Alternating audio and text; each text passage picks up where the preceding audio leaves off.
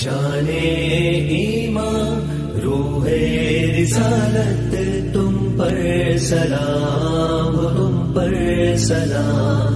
हबीबे खुदा ताजदारे शिफात तुम पर सलाम, तुम पर सलाम। जाने ईमान रूहे रिसालत तुम पर सलाम, तुम पर सलाम। हबीबे खुदा ताजदारे शिफात तुम पर सलाम, तुम पर सलाम। मैं आपको एक बात बताता हूँ, मेरे पास दिन भर में तकरीबन 100 पेशेंट होते हैं।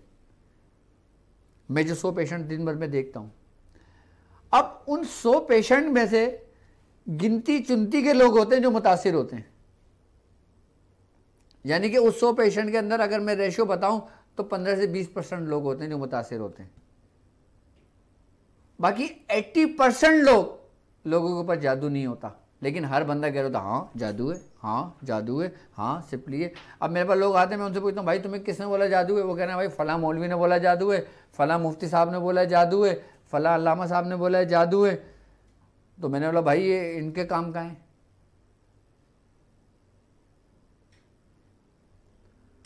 अब उनको लाख समझाओ मरीजों को, उनके समझ में नहीं आती, फिर मजबूरी उनको तावीज़ देना पड़ता है कि हाँ अच्छा चलो भाई ये तुम इस्तेमाल कर लो, तुम्हें आराम आ जाएगा। अब जब उनको आराम आता है तो वो कहते हैं हाँ जी देखा आपने मुझे तावीज़ दिया था, मैं ठीक हो गई। अब हम ज़ाहिरी बीमारियों को भी जादू का नाम दे देते हैं। हर एक पे जादू नहीं होता। हर दूसरा शख्स नजर बद में ज़रूर मुब्तला हो सकता है, हासिदीन की नज़र में ज़रूर मुब्तला हो सकता है, शयातीनी नज़र में ज़रूर मुब्तला हो सकता है, लेकिन जादू में शादिर और नादिर बहुत कम लोग होते हैं जो मुब्तला होते हैं। यहाँ तो आप किसी को 100 फ़ोन करें तो 99 पे जादू आएगा। क्यों भाई?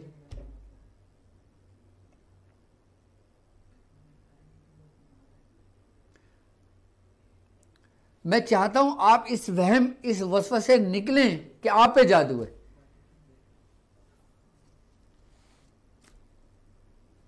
मैंने बाकायदा अपनी वीडियोस के अंदर तशखीस के बहुत तरीके कार समझाएं कि आप किसी से ना पूछो, आप किसी को फोन ना करके पूछो कि हम पे कुछ है या नहीं है, हम पे जादू है नहीं है, हम पे आसेब है नहीं है, हम पे नजर बद है नहीं है, हम पे बीमारी है नहीं है। खुद तशखीस करो आप लोग। मैंने अपनी वीडियो में बहुत तरीके समझाए, पानी के जरिए तरीक़ेकार समझाया है, धागे के जरिए तरीक़ेकार समझाया है, तशखीस का जरिया तरीक़ेकार। एक और सिंपल तरीक़ेकार मैं आपको समझा देता हूं जो आसान, जो आम लोगों के लिए है। आपको पता लग जाएगा कि आप पे जादू है या नहीं है।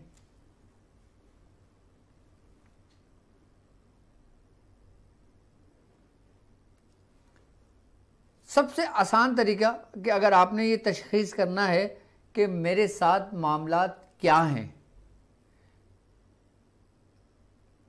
वो इस तरतीब और इस तरीके से चेक करें, उनको पता लग जाएगा। अगर आप धागे से करना चाहते हैं, धागा एक ऐसी चीज़ है जो हर घर के अंदर आराम से मैसर हो जाता है। आप धागा लें और अपने सर से लेके कदम तक ये ना नापें, ये तो बहुत लंबा प्रोसेस हो जाता है। आप अपने इस उंगली से लेकर अपने हाथ तक, पूरा हाथ तक, यहाँ तक शोल्डर तक, आप इसको हाथ से धागा नाप लें। यानी कि एक हाथ का आपने धागा लेना है, अपने हाथ का, अपने बायां हाथ का। अच्छा आपने नापना भी बायां हाथ है, दायां हाथ नहीं नापना। आपने यहाँ पे धागे का सिरा रखना है और अपने यहाँ तक नाप लेना है, और इसके आपने 11 तार खींच लेना है। कितने? 11। ये एक पूरी एक लड़ी बन जाएगी। आप इसको पूरे लड़ी को पूरे अपने टेबल पे रख दें। अच्छा, आप इसको लड़ी से रख के आप चाहे अपने बालिश से नाप लें इसको, 1 2 3, 3 बालिश 4 उंगल है या 3 उंगल है या 2 उंगल है, ये जितनी उंगल है। अब मिसाल के तौर पे आपने धागा नाप के सामने रखा, आपने बालिश नापा, 1 बालिश 2 बालिश, अब इतने में आपकी बालिश नहीं आ रही पूरी, तो आप अपनी फिंगर रख लें, यानी कि 4 उंगल और 3 उंगल यानी 7 उंगल है। आपने पहले सब कुछ पढ़ने से पहले आपने धागा रखना है, उसको नाप लेना और एक पर्चे पे लिख लेना है। उसके बाद आपने इसमें 11 ग्रहें लगा दी नहीं, सूरह कुरैश पढ़ के एक एक करके।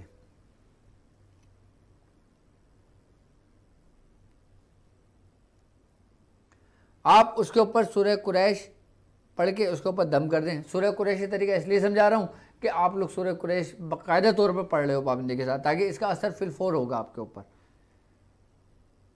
आप 11 ग्रहें लगा दें और अपने सराहने रख के सो जाएं। अच्छा, धागा कोई सा भी कलर का ले लें, आप सफ़ेद ले लें, ब्लैक ले लें, हरा ले लें, लाल ले लें, जो धागा आपको मिले आप ले लें। आप अपने सराहने रख के सो जाएं। जब आप धागा सराहने रख के सोएंगे और आप 7 बार 11 बार 9 बार सूरह कुरैश पढ़ के आप सो जाएं, लेकिन अब किसी से कलाम नहीं कीजिएगा, किसी से बात नहीं कीजिएगा। आपको ख्वाब में भी सब कुछ नज़र आ जाएगा, आपको जाहिर हो जाएगा। एक कैफियत आपके साथ ये होगी, और दूसरी, सुबह आप वही धागा निकालें और धागे को नापें। अगर धागा बराबर है तो समझ लो आपके ऊपर कुछ भी नहीं है, लेकिन आप मुतासिर हैं तो फिर आप अपनी बीमारी का इलाज कीजिए। आप यकीनन किसी जिस्मानी बीमारी की वजह से मुतासिर हैं, जो आप समझ रहे हैं कि मेरे पे जादू है। आप उस जादू के चक्कर में पड़ गए, तावीज़ गंडों के चक्कर में पड़ गए और दवाएं आपने छोड़ दी हैं, तो और आपके साथ डिस्टर्बेंस पैदा होने शुरू हो जाएगी। फिर जब आप उस धागे को नापेंगे, 1 उंगल बढ़ता है, 2 उंगल बढ़ता है, 3 उंगल बढ़ता है, 4 उंगल बढ़ता है, तो क्या अलामतें होंगी? जब 1 उंगल बढ़ेगा तो आप किसी असरात में मुब्तला हैं। आई बात समझ में? जब 2 उंगल बढ़ेगी तो आप जिन्नाती असरात में मुब्तला हैं। जब 3 उंगल बढ़ेगी तो आपके ऊपर किसी चुड़ैल या किसी जादूगर जिन्नात का साया है। या 4 उंगल बढ़ेगी तो ये फिर किसी देव या फिर किसी खबीस का आपके ऊपर साया है। अगर 1 उंगल कम होती है तो ये तावीज़ गंडों के अंदर आती है, और जब 2 उंगल कम होती है तो ये सिफली में आती है। 3 उंगल अगर कम होती है तो ये काले जादू में आती है। 4 उंगल अगर कम होती है तो ये अगोर में आती है। अगोर जादू की इंतहाई किस्म है कि जिससे इंसान का ईमान निकल जाता है, करने वाले का।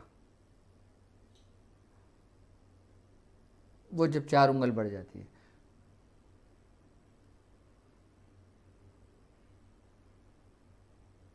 और जब बिल्कुल ज़रा सी पड़ती है, यानी कि 1 उंगल पूरी नहीं होती, तो वो नजर बद की अलामतों में से आती है। अंडा ले लें, आप अंडे के ऊपर 7 बार सूरह कुरैश पढ़ लें। सूरह कुरैश पढ़ के आप दम कर दें, और किसी कटोरी आते हैं या किसी जिन्नात के असरात हैं, या ऐसी बू आए इसमें से कि जैसे किसी टॉयलेट में से बू आती है, वॉशरूम में से स्मेल आती है, तो समझ लें कि आपके ऊपर जादू है कोई। और ऐसी स्मेल आए कि सड़ जाता है, सब्जी सड़ जाती है, तो आपके ऊपर नजर बद है इंसानों की। और नॉर्मल अंडा रहे तो आपके ऊपर कुछ भी नहीं है, ऐसी बीमारी है जो अक्सरियत में लोगों के ऊपर होता है बीमारी। मैंने कहा इंसान सबसे ज़्यादा मुतासिर जो होता है ना, याद रखिए अपनी ज़िंदगी के अंदर, सबसे ज़्यादा मुतासिर होता है अपनी ग़िज़ा की वजह से, यानी कि इसकी इब्तिदा इंसान की ग़िज़ा से होती है। मैं एक आम रूटीन की बात कर रहा हूँ आपसे, यानी इंसान या तो जिस्मानी बीमारी में मुब्तला होता है, या फिर इसके बाद का जो दर्जा होता है फिर वो नज़र बद में मुब्तला हो जाता है। जादू से ज़्यादा ख़तरनाक होता है, लेकिन हम उसको बहुत हल्का लेते हैं। हासिदीन की हसद जादू से ज़्यादा ख़तरनाक होता है, हम इसको बहुत हल्का लेते हैं। इसके बाद फिर जादू होता है।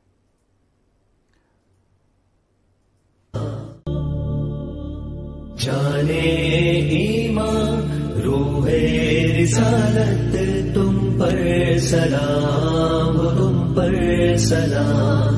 हबीबे खुदा ताजदारे शिफात तुम पर सलाम, तुम पर सलाम।